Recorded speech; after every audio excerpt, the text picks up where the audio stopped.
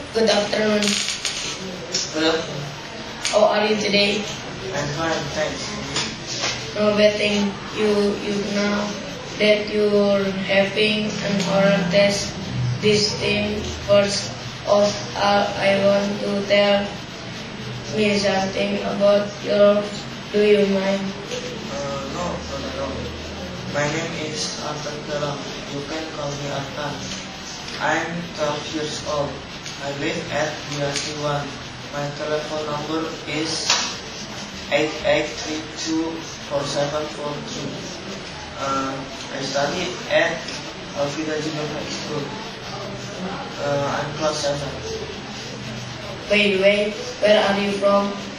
I'm from Jakarta, Indonesia. Why do you study English?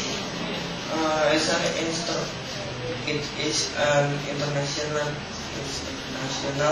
language. I must be able to speak it well. How often do you study English, sir? Twice a week on Thursday and Friday. Do you think it's a week in now? No, I don't think so. However, I also study English at school. Do you have any problem studying English? Yes, of course. Grammar is a little bit difficult for me. Anything else? Yes, it's still hard for me to speak English fluently.